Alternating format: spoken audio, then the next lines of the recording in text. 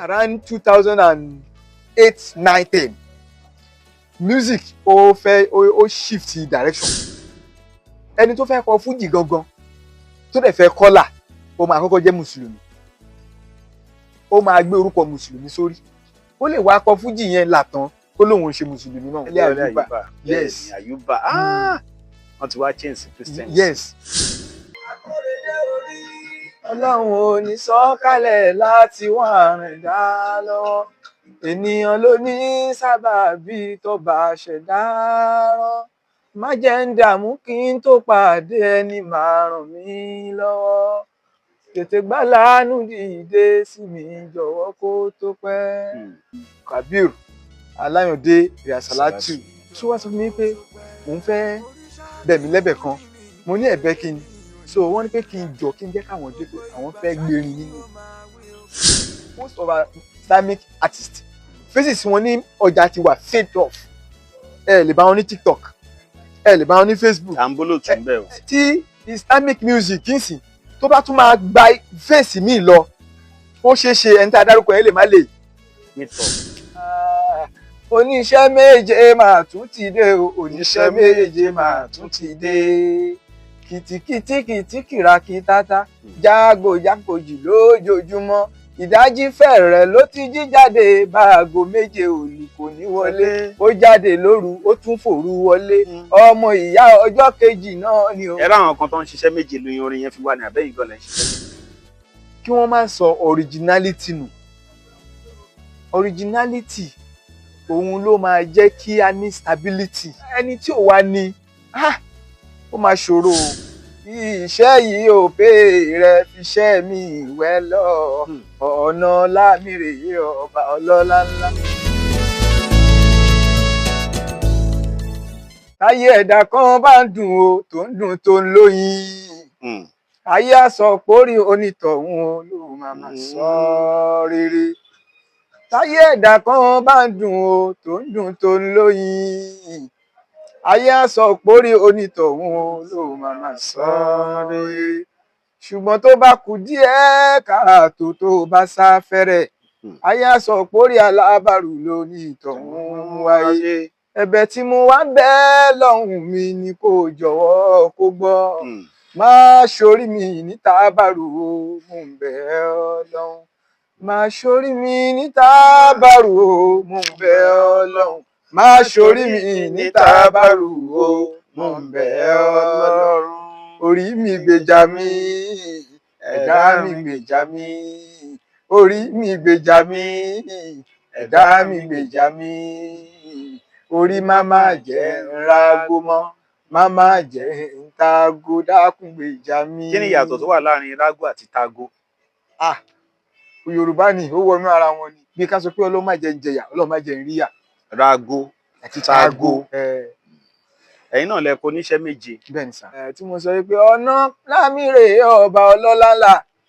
Ọ̀nà lámìrè ọba ọlọ́lá ńlá. Má jẹ́ ń rádánwò tí ń fi kúrò níbẹ̀. Ọ̀nà lámìrè ọba ọlọ́lá.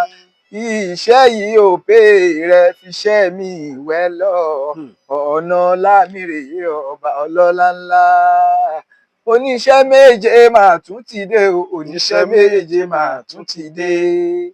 Kìtìkìtì kìtìkìràkì tata, jágò jágòjì lójoojúmọ́. Ìdájí fẹ̀rẹ̀ ló ti jí jáde, báago méje òlù kò ní wọlé. Ó jáde lóru, ó tún fòru wọlé. Ọmọ ìyá ọjọ́ kejì náà ni o. Oníṣẹ́ méje máa tún ti dé o, oníṣẹ́ méje máa tún ti dé. Ẹ ráwọn kan tó ń ṣiṣẹ́ méje lóyún orin yẹn fi wà ní abẹ́yìn gan-an ṣiṣẹ́ méje. Rárá, èmi kọ́. Kí ló mú mi sí yẹn? Ìsọjí ni mo lọ. Mo ń lọ ìsọjí àwọn Christian. Ṣebí Muslim ni? Bẹ́ẹ̀ ni àmì Muslim. Kí lẹ wá lọ ìsọjí? Research níṣẹ́ orin. Research níṣẹ́ orin. Kérúbù àbí Sẹ̀lẹ̀? Celestial ni. Àdúgbò wo ni yẹn? Celestial ni wọ́n ṣe ìsọjí yẹn ní ìta ẹ̀kọ́ opposite UBA bank. So ìgbà tí mo ń sọ yóò máa ti tó bóyá bíi 9, 10 years. So UBA bank yẹn mo ti gbàgbé ẹ̀bọ̀ kò kí ṣe UBA bank nígbà yẹn orúkọ báǹkì kan ni. So wọ́n fẹ́ ṣe ìsọjí yẹn. So ilé tí mo dẹ̀ ń gbé dẹ̀ súnmọ́ bẹ̀. So mo kàn tiẹ̀ jáde nírọ̀lẹ́ ọjọ́ pé kí n jókòó kí n gbọ́ nǹkan tí wọ́n fẹ́ sọ. Ṣé mo kọ́ àwọn Christian wọ́n máa ń pe kíní kan ní prayer point. Bẹ́ẹ̀ni. so ìgbà tí ẹni tó jẹ́ ọ̀gá wọn ní church yẹn so tí wọ́n dé orí podium so tí wọ́n wá bẹ̀rẹ̀ sí pé prayer point pípẹ́ ẹlòmíì wà níbí báyìí tó bá dàsìkò òjò ó máa ta láńgbé so tí ẹ̀rùn bá yán so ó tún máa wá mú láńgbé yẹn ó máa lọ já ó máa bẹ̀rẹ̀ sí fi ṣòkì so pẹ̀lú míì ó máa tẹ̀pà tó bá tẹ kó ta ẹ̀pà láàárọ̀ tó bá ti ìrọ̀lẹ́ ó máa lọ yán sí ẹ̀pà súnsún ó tún máa ṣe sínú ìgò wípé ẹlòmíì bó ṣe ń ṣe fọganáísà tó bá kò ní fọganáísà lọ́sàn-án ó tún máa níṣẹ́ night guard pé alẹ́ ó tún máa lọ gbaṣẹ́ àwọn tí wọ́n ń ṣọdẹ alẹ́ tó gbó kíní yẹn bí bàbá yẹn ṣe ń pè ní prayer point tó ń pè ní wọ́n orin ní olùṣọ́ yìí ló ń sọ ìkẹ́ ẹ̀ ti dé o. mo bẹ̀rẹ̀ sí kọ́ sílẹ̀ mo kọ́ sílẹ̀ nípa pẹ́wúre o ẹ̀ parí ẹran díndín aláta súẹ́súẹ́ àǹtórógbò tóbi àti sìgá iṣu ti dé ẹ bá wa rọ jọjọ bó dàsìkò òjò ẹra láńgbé bójúmọmọ onífò tẹ yín dé bó tún dọwọ́ alẹ́ atapàràgà fi tó tútù re ẹ bá wa mú ẹ ǹlẹ́ onílé ẹfẹ fọjẹkọ ó rọjú olùlẹ̀ olóko gbowó gbogbo ẹ̀ náà òkà náà ni ó yọ lókèrè ayé ti ń sọ pé oníṣẹ́ méje máa tún ti dé o oníṣẹ́ méje máa tún ti dé. So ṣọ́ọ̀ṣì lẹ ti mú mi sí oníṣẹ́ méje. bẹ́ẹ̀ Kí lorúkọ yín gangan? orúkọ mi ni Dr. Shakirudeen Akorede Orí. Dr. Shakirudeen Akorede Orí. Àwọn orí yín yẹn gan máa ń níṣe pẹ̀lú orí náà. Kí ló mórí yẹn gangan? Sórí yín tóbi ń kékeré ni. Nínú orí first album mi nìyẹn òun ló gbé orúkọ yẹn wá. First album mi title ẹ̀ náà ni pé Orí. So pé orí ló bá dòyan ṣẹ́ ńlá kèrègbè tó jẹ́ bàbá ẹ̀ gan ẹ̀mú lásán láyé fi ń dá orí mi máa sùn tají o orí mi máa sùn sọjí ayé ẹ o orí má gbàbọ̀dì mi dákun orí ṣamọ̀nà mi orí ṣàtọ̀nà mi orí má má jẹ́ ń rago mọ́ má má jẹ́ ń tago dákun gbèjà mi. So nínú first album yẹn ni orí pé ẹ mọ̀ orí lẹja fi ń labú orí ò ní pé gba lọ́jà ká má mọ tẹni orí ni ẹ̀yà tó wúlò jù nínú gbogbo ara tí mo fi sọ wípé bápá òwúlò wá oge bẹ́sẹ̀ òwúlò wá oge bójú bá kọṣẹ́ lójú ń fọ́ bétí bá kọṣẹ́ létí ń di tó bá ṣorí ní kí la ó ṣe orí ò gbọ́dọ̀ kọṣẹ́ o orí mi ṣe tèmi níre orí ṣamọ̀nà mi orí ṣàtọ̀nà mi orí má má jẹ́ rágó mọ́ má má jẹ́ ń tago dákun gbèjà mi. Orí ni ká sọ wípé orí ló gbé ara dúró. Bẹ́ẹ̀ni. Ṣé mọ̀ wípé wọ́n ní ọ̀pọ̀lọpọ̀ bí ni ẹsẹ̀ ń lọ ṣùgbọ́n torí ò bá lọ bẹ̀ ẹsẹ̀ ń ṣe lásán ni. So orí jẹ́ nǹkan tí ó lágbára púpọ̀ jù nínú ẹ̀yà ara. A dẹ̀ rí pé gbogbo bọ́ọ̀dì wa ta nísà orí ló kó pàtì tó pọ̀ jù. So orí ni nǹkan tó jẹ́ pé nǹkan méje ló wà nínú orí nìkan. Méje. Bẹ́ẹ̀ni nínú orí lójú wà nínú orí ni imú wà nínú orí lẹnu wà ẹnu wà nínú orí lahọ́n wà nínú orí lẹyín wà nínú orí ni etí wà. So and gbogbo àwọn nǹkan tó yẹ pé bíi gland wa náà bíi omi bíi nǹkan tó mú ara ṣẹ̀mí bíi itọ́ bíi ikùn bíi kẹ̀lẹ̀bẹ̀ inú orí ni gbogbo kìíní yìí tó system orí ibẹ̀ ló wà tí mo fi wò pé jẹ́ kí n máa jórí. Okay, now báwo lẹ ṣe bẹ̀rẹ̀ iṣẹ́ orin Islam? Tèmi náà ò ní fẹ́ yàtọ̀ pẹ̀lú gbogbo àwọn tí wọ́n jẹ́ olórin Islam.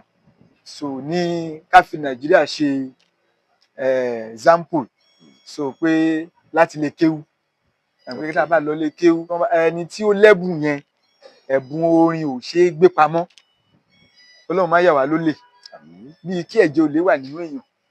So kódà kẹ́ walẹ̀ kẹ́ fowó sí tó lè bá wọnú ilé ibi tẹ́ ẹ gbẹ́lẹ̀ sí yẹn ló máa kọ́kọ́ lẹ̀ mí ẹ̀ máa kọ́kọ́ darí sí.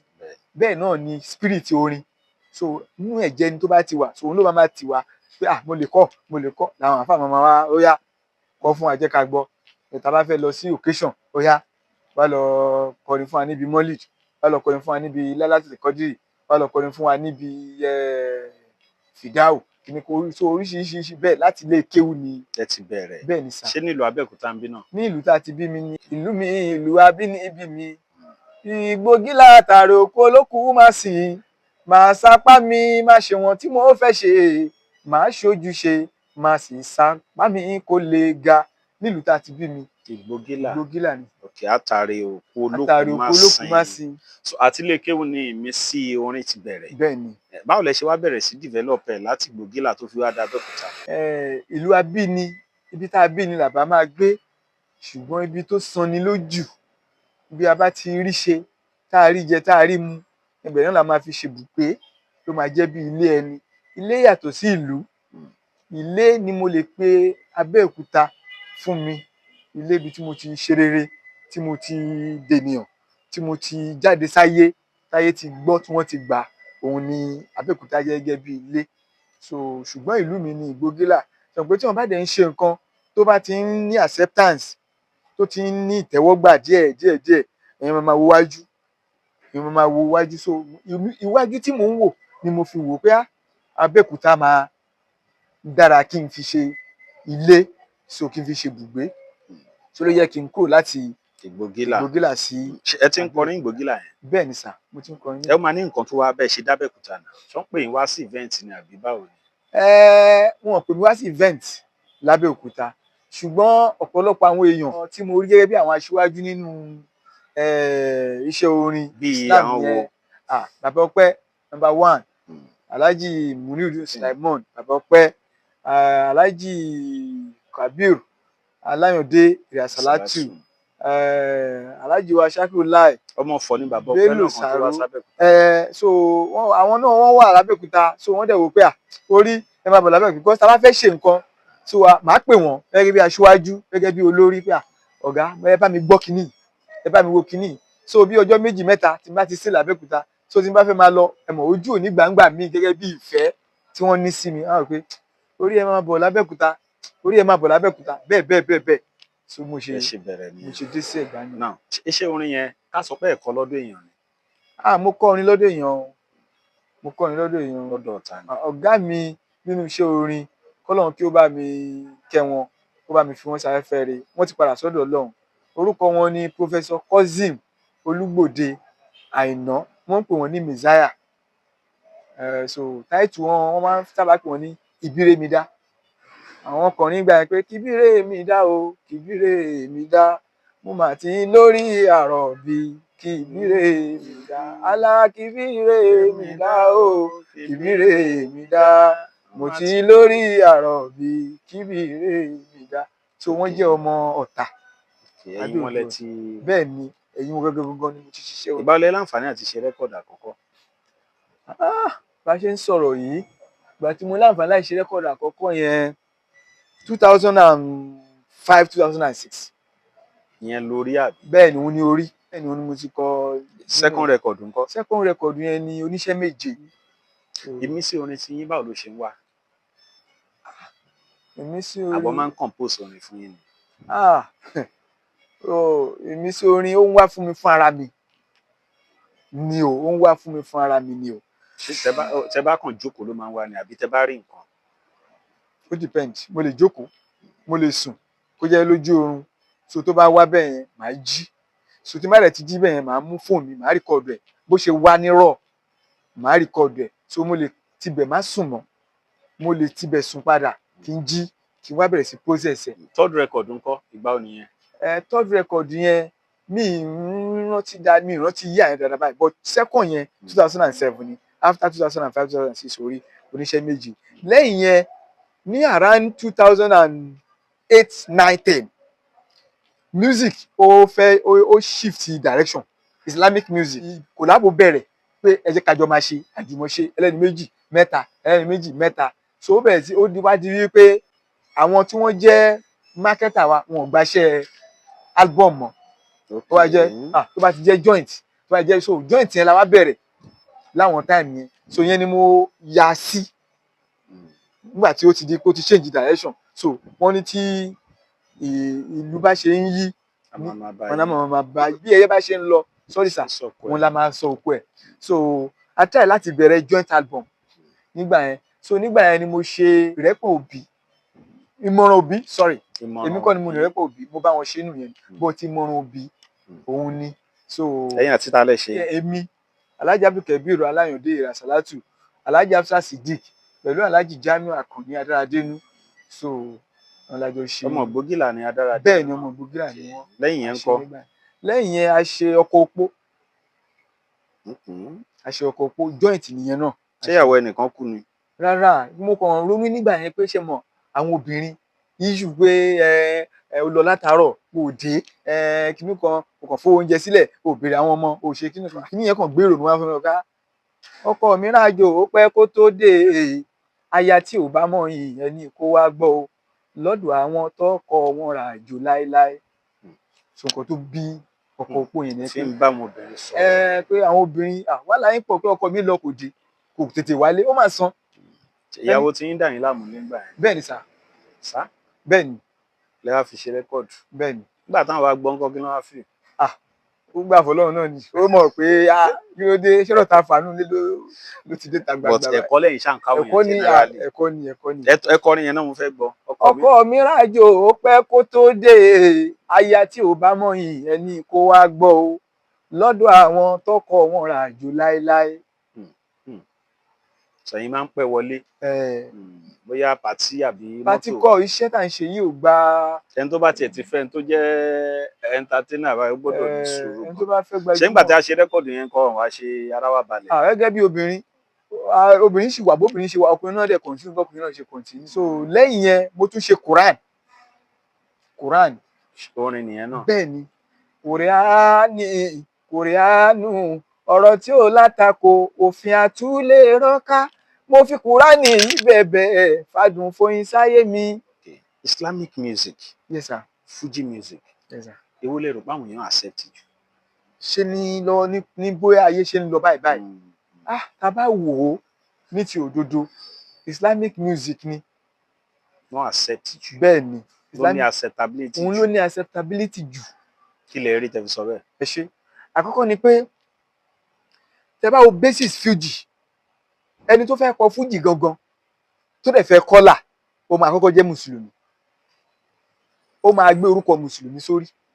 ẹni tó bá fẹ́ kọ Fuji lákọlà ní títí de àkókò tí à ń ṣe ètò yìí sà ẹni tó bá máa kọ Fuji lákọlà ó gbọ́dọ̀ kọ́kọ́ jẹ́ mùsùlùmí nítorí pé Fuji bẹ̀rẹ̀ láti ibi mùsùlùmí ni ìjẹ́ mùsùlùmí bíi wéré bíi wákà bíi sẹ́lí so ẹni tí kò bá ní Islamic background Fuji ẹ̀ ó máa fẹ́ yí díẹ̀ gbígbọ́ ẹ̀ fáwọn èèyàn kò ní rọrùn kíkọ ẹ̀ fóun gan lára kò ní fẹ́ rọrùn nítorí pé Fuji ní ẹ̀jẹ̀ Islam nínú púpọ̀ that is number one sir. Number two ni pé gbogbo olórin tó bá ń kọrin Fuji tí ò bá tí ìwà akọ bíi ká fi Fuji ṣàdúrà ká fi Fuji ṣèkìlọ̀ ayé ò ní accept ẹ̀ tó bó ṣe yẹ. Ohun tí Islam dẹ̀ tí orin mùsùlùmí dálé lórí ni pé à ń kọ wákà ni o à ń ṣe síkìrì ni o à ń ṣe sẹ́lì ni o ó gbọ́dọ̀ jẹ́ àdúrà ló pọ̀ jù nínú orin mùsùlùmí ló fi ní acceptability ní gbogbo ibikíbi kò sí ẹni tí ó lòdì sí àdúrà kò dẹ̀ sí ẹni tí kò fẹ́ kí àdúrà ṣe ipa kan tàbí ìmíì nínú ayé òun. ẹni yẹn tó bá fẹ́ kọ Fuji là ó gbọ́dọ̀ jẹ́ mùsùlùmí. ó gbọ́dọ̀ jẹ́ mùsùlùmí ó lè wá kọ Fuji yẹn làtàn ó lóun ò ṣe mùsùlùmí náà òun ò ṣe Islam mọ́. Adéwálé Àyùbá muslim ni tẹ́lẹ̀. bẹ́ẹ̀ ni ifun aláàjì ni wọ́n. bẹ́ẹ̀ ni aláàjì Adéwálé Àyùbá yes Àyùbá wọ́n ti wá change sí Christian. yes tẹ bá dẹ̀ wò ẹ wo ìgbà yẹn sásìkò yìí ẹ wo difference yẹn wípé iṣẹ́ tó ń ṣe bó ṣe ń lọ ṣó sì wà bẹ́ẹ̀ ṣé kò rí bẹ́ẹ̀ mọ́ so it is for the generality láti judge wa. irú Saheed Òṣùpá ń sìn muslim ni. orúkọ ẹ̀ náà gbé sórí orúkọ muslim ni wọ́n. Wàsíù Àlàbí muslim ni. Ṣẹ̀fú Àlàó gbogbo wọn yẹn aláàjì ni. Súlè Màláíkà aláàjì ni. Rẹ̀mí Àlùkò ńkọ́. Rẹ̀mí Àlùkò ẹ jẹ́ ká wo àwọn tí wọ́n jọ wà ní level orin yẹn tí wọ́n jọ jẹ́ Islam ṣé wọ́n jọ wà láyé ní level báyìí. mo rí Thunder muslim nìyẹn náà. bẹ́ẹ̀ni Alhaji Taye Currency. Alhaji Taye Currency Muslim ni wọ́n sà. Ọ̀rọ̀ ńlá ni o. Ó ní rẹ́kọ̀dù nǹkan tí mo gbọ́. Ọlọ́run ò ní sọ̀kalẹ̀ láti wá rìn dá lọ́wọ́, ènìyàn ló ní sábàbí tó bá ṣẹ̀dá rán. Má jẹ́ ń dààmú kí n tó pàdé ẹni máa ràn mí lọ́wọ́, tètè gbà láàánú dìde sí mi jọ̀wọ́ kó tó pẹ́. Ọlọ́run ò ní sọ̀kalẹ̀ láti wá rìn dá lọ́wọ́. láti wá ran ẹ̀dá lọ́wọ́. Bẹ́ẹ̀ni, ènìyàn ló ní sábàbí. Ènìyàn ló ní sábàbí. tó bá ṣẹ̀dá máa rán. Má jẹ́ ń dààmú kí n tó pàdé ẹni máa ràn mí lọ́wọ́, tètè gbà láàánú dìde sí mi kó tó pẹ́ Ọlọ́run. Composition yẹn lágbára o. Kúrò nípò aláìní jẹ́ ń lè ṣe mí láyọ̀fẹ́ kílé ayé mi nítumọ̀ gidi sí mi, wọ́n ẹ̀yẹ tó ta ń wò mí kó padà dá. Jẹ́ kí n yàtọ̀ sí nobody, ṣe mí ní somebody Ọlọ́run. Mú mi débẹ̀ ní kó pẹ́ o, jẹ́ káyé yọ pẹ́ yọ. Ṣẹ́yìn nìkan lẹ ṣe léyìí? Bẹ́ẹ̀ ni sà. Ta ló compose orin? Rárá mi ni sà. Mo ń rọ́ wèrè àsàlátù ń bẹ̀. Ẹ mọ̀ pé a súnmọ́ra wa. Ṣé ẹ gbà pọ́ wèrè àsàlátù wà ń bẹ̀? Mo gbà bẹ́ẹ̀. Mo gbà bẹ́ẹ̀. Ok. Ọlọ́run ò ní sọ̀kalẹ̀ láti wá rìn dá lọ́wọ́, ènìyàn ló ní sábàbí tó bá ṣẹ̀dá rán.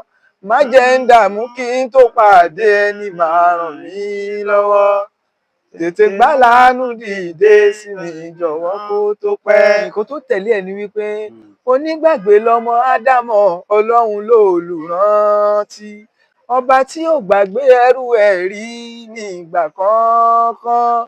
Ìwé ìrántí ọlá mi ṣì kàn mí kó tó pẹ́ o, mú mi kúrò nípò aláìní jẹ́ n lè ṣe rere. Ṣe mí láyọ̀fẹ́ kílé ayé mi nítumọ̀ gidi sí mi, wo yẹ̀yẹ̀ tó ta ń wò mí kó padà dá yẹyẹ. Jẹ́ kí n yàtọ̀ sí nobody, ṣe mí ní somebody Ọlọ́run. Gbé mi débẹ̀ ní kó pẹ́ o, jẹ́ káyé yọ pẹ́ yọ. Composition yẹn nígbà tí mo ṣe, mo rántí pé èrè fúnra rẹ̀ ò sí Nàìjíríà. Ìgbà tí mo ṣe composition yẹn mo wá send ẹ̀ sí. Sílẹ̀ àsàlátù. Yes, the travel lọ sí bóyá Kútọ̀nù or so. Yes. So tí àsàlátù bá rántí, tí wọ́n ti lọ sí Kútọ̀nù, wọ́n lọ ṣiṣẹ́ kan ni, wọ́n lọ fún show náà. So wá sọ fún mi pé òun fẹ́ bẹ̀ mí lẹ́bẹ̀ kan. Mo ní ẹ̀bẹ̀ kí ni. So wọ́n ní pé kí n jọ kí n jẹ́ káwọn dé pé àwọn fẹ́ gbérin nínú ẹ̀. Pé àwọn láìkí iṣẹ́ yẹn, àwọn dẹ̀ fẹ́ láti ṣe nínú chorus yẹn. So kódà wọ́n rò pé ẹ mọ̀ gẹ́gẹ́ bí understanding pé ṣé mo lè fáwọn oníṣẹ́ yẹn. So máa ní pé no. Sórí àsàlátù gbẹ̀rín bẹ̀. Bẹ́ẹ̀ni. Torí mo ń gbé wọn ń gbórin yẹn látàárọ̀ mo ti iṣẹ́ yìí o. Gẹ́gẹ́ bí olórin sà, àwọn ìrírí wo lẹ́yìn tí ní tó jẹ́ ìrírí má ní gbàgbé ní iṣẹ́ ọ̀rọ̀ Islam? Bàbá ó pọ̀ láìpẹ́ kó tó di pé inspiration ṣe ìwà. Mo meet máa nǹkan. So mo ti kì í nínú orí. Mo dẹ̀ ti ṣe orí yẹn bóyá bíi 15-20 years ago. Wọ́n sọ fún mi pé orí owó ti wà lọ́wọ́ mi. Mo ti wà òkè báyìí. Màá ṣiṣẹ́ kan fún yín. Kí ló máa pọ̀ sí yín? Ó jẹ́nu Ramadan tó kọjá yìí. La bá bẹ̀rẹ̀ sí sáré kiri mi pẹ̀lú mánéjà mi. Sáré kiri gbàgbó. A pé àwọn onílù èlò náà máa gbà. A pé studio èlò náà máa gbà ṣe gbogbo ẹ̀. Bàbá kò work. Táwọn tó rán bá ń ṣe bí àṣà àkẹ́wò tán láwọn ò fẹ́ gbọ́ rárá. Tí wọ́n ní wọ́n ti gá wọn létí lọ tí wọn ò fẹ́ jíṣẹ́. Ajẹni nípa Ọlọ́run mi bá mi tí wọ́n wá kíá. Ohun tó fi rán wọn sí mi kàn fi tètè wá jíṣẹ́. Ẹni yẹn já wa kulẹ̀ bàbá. Kò work. So nínú àwọn ìrírí tó jẹ́ pé bitter experience ni. So ìkíní yẹn ó mú mi nínú àwẹ̀ gan sà, mi gbọ́dọ̀ parọ́. Ó tún wá fi àwẹ̀ kún àwẹ̀ mi, ó fi òǹgbẹ kún òǹgbẹ mi. How come? Báwo lèèyàn ṣe lè ṣàdéhùn dé level yìí pé orí tó bá jẹ́ tó gbàgbé owó ti wà nílẹ̀. Ẹsẹ̀kẹsẹ̀ lẹ́yìn náà bá ti gbó yẹn. Ẹsẹ̀ mo tún mú captain lọ. Irú ìjọ mi téèyàn bá ti bá yín sọdún yẹn ẹsẹ̀kẹsẹ̀ lẹ́tí máa ní ẹ̀tẹ̀ sí fún 1-2 million bá ṣe wà inú ẹ wá lọ kó síbì kan. Bàbá èèyàn ò lè gbọ́n tó ẹni tó ń ṣọ́yàn. Gbórin kan. bọ́lọ́run bá rán sí ẹni yóò padà wá jíṣẹ́. Ìkọ̀kọ̀ ló máa bí ohun kò sí fáláàánú ni tí ó ṣe ẹ lóore tó kọjá lẹ̀ tí ò wọ́dọ̀ rẹ̀ má dalẹ̀kùn ìrírí náà ti ìrírí ni ìrírí làgbà. Lára ẹ̀ náà la fi ń káwọn èèyàn lẹ́kọ̀ọ́ yìí. Bẹ́ẹ̀ ni ìrírí làgbà. Gẹ́gẹ́ bí olórin mùsùlùmí ìmọ̀ràn wo lẹ ní fún àwọn tó ń kọrin mùsùlùmí báyìí? Nǹkan tí ìrírí àmọ̀ràn mi ni pé kí wọ́n má sọ originality nù. Originality òun ló máa jẹ́ kí a ní stability. Tí o bá ti ṣe originality kò lè sí stability. Explain nǹkan tẹ́ mean by originality. Ṣé gbogbo olórin ló ní originality? Gbogbo olórin kọ́. That is why tẹ́ rí pé ṣe mọ̀ pé nísìnyí tẹ́ bá wò ẹ rí pé ní system wa kò sí collabo yẹn mọ́. Kò sí mọ́. Nítorí pé kò wá sí collabo yẹn mọ́, Faces Islamic musicians ó ti wà fade off. Most of our Islamic artists Faces wọn ní ọjà ti wà fade off. Ẹ lè bá wọn ní TikTok, ẹ lè bá wọn ní Facebook. Àǹbólò tún bẹ́ẹ̀ o. Ẹ ṣe TikTok ló fún olóòtú ní bat. Bẹ́ẹ̀ni. TikTok gave him the bat. Yes. TikTok established him. But tí Islamic music ń sìn tó bá tún máa gba fèsì míì lọ ó ṣeé ṣe ẹni tí a dárúkọ yẹn lè má lè meet up nígbà tí kò bá ti sí. Lórí gbogbo ẹni tó ń ṣe TikTok kọ́ ló lè ṣe live performance. Yes, tí kò bá ti sí originality mo olórin kọ́ lórí. Kò ń ṣe Islamic nìkan. Kò ń ṣe Islamic nìkan. Originality gbọ́dọ̀ wà òun ló máa gbé wa wọ stability. Tí stability bá ti wà gbogbo nǹkan tó bá ń dé láwọn àsìkò kọ̀ọ̀kan olórin yẹn máa bára ẹ̀ níbẹ̀ pé orí ta fi ṣèwé kò tí kú lọ́rùn wa. So originality ni àmọ̀ràn mi fún gbogbo olórin Muslim. Ẹ jẹ́ ká ní originality. Àwọn tí ò wá ní báwo ló ṣe lè ní? Ẹni tí ò wá ní ó máa ṣòro o ṣùgbọ́n àfi kí wọ́n wà. Nínú wíwá ní ìfarasìn. Kan lọ serve lọ́ndé èèyàn. Yes, àti ìfẹ́ méjì. Irú bẹ́ẹ̀ mi ṣe ń bá yín sọ̀rọ̀ yín sí. Bàbá Ọpẹ́ ṣì lọ̀gá mi. Nítorí pé mo bá wọn bẹ̀ ni. Mi ì lè ṣe anything lẹ́yìn wọn kò possible. Ṣé mọ̀ pé wọ́n ti ríran, wọ́n ti jìyà, wọ́n ti ń jọrọ̀ báyìí. Àwọn náà máa sọ pé orí má gbàbẹ̀ yẹn. Ibẹ̀ yẹn ò dáa, gba shortcut yìí. That is originality because mo gbà wípé wọ́n wà ń bẹ̀. Ṣáájú mi wọ́n wà ń bẹ̀, wọ́n dúró síwájú mi. Èrè wà ń bẹ̀ síwájú mi, ó dúró síwájú mi. So mi ì lè cut corner. Mo gbọ́dọ̀ sọ pé èrè ẹ̀dẹ̀ bá mi wo kíní ẹ̀yẹn tún bá mi fi fetí gbọ́ kí ló yẹ ká yọ kúrò ń bẹ̀. Nígbà míì mo lè ṣiṣẹ́ mi èmi màá ti halẹ̀. Nígbà tí wọ́n bá gbé dọ̀dọ̀ bàbá Ọpẹ́ náà máa sọ pé orí eléyìí tẹ́ gbé wá dé tẹ́ wá halẹ̀ bọ́lẹ̀ ń bẹ̀ o. Nǹkan tí wọ́n dẹ̀ sọ fún mi yẹn tí n bá lọ ṣe ní studio wọ́n máa béèrè ńgbà míì pé ṣẹ́rẹ́ ní advice yín fún iṣẹ́ yìí ni. Màá wá rántí pé ti sọ fún mi bàbá Ọpẹ́ ti so kí wọ́n á lọ sọ wípé bàbá Ọpẹ́ a máa là wọ́n mọ́lẹ̀ a máa jẹ́ kí bàbá Ọpẹ́ mọ̀ wọ́n máa mọ̀ ń táwọn wọ́n máa mọ̀ ń gbòòrò kò kí n ṣe originality. Ìyẹn ni bóyá ká sọ wípé a fẹ́ máa fi ẹsẹ̀ wọn sẹ̀ pẹ̀lú ìyẹn wípé bíyà competition. Yes. Now gẹ́gẹ́ bí olórin Islam àwọn occasion wo lẹ ti lè perform tẹ́ ti lè ṣeré fáwọn èèyàn? Yàtọ̀ sí iṣẹ́ bí ẹlẹ́bọ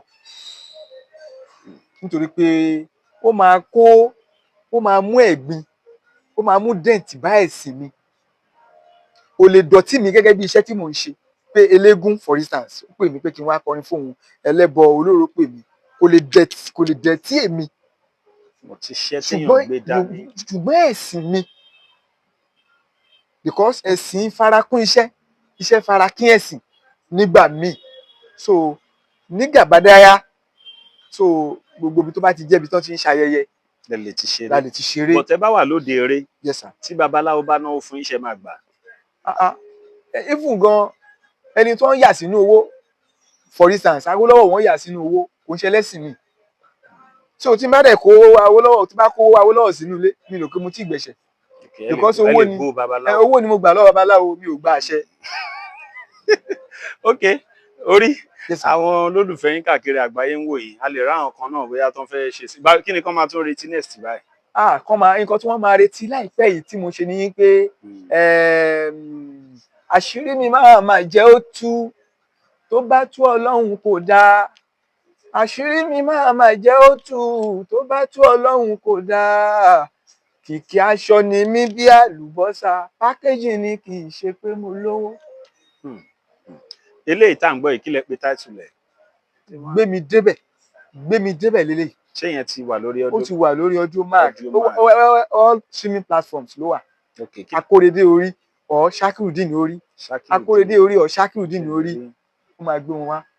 ẹ tún orin yẹn kọ fún mi. ọlọ́run ò ní sọ kalẹ̀ láti wá rẹ̀ dá lọ́wọ́ ènìyàn ló ní sábàbí tọ́ba ṣẹ̀dá rán má jẹ́ ń dààmú kí n tó pàdé ẹni máa ràn mí lọ́wọ́ tètè gbàlánú dìde sí mi jọ̀wọ́ kó tó pẹ́ orí Shakirudeen Kóredé mi ò ní dákẹ́ àti bẹ́ẹ̀ bẹ́ẹ̀ lọ. ọ̀dà ẹ fáwọn olólùfẹ́ yín lẹ́rọ ìbánisọ̀rọ̀ tán lè pè yín sí. 07068478866.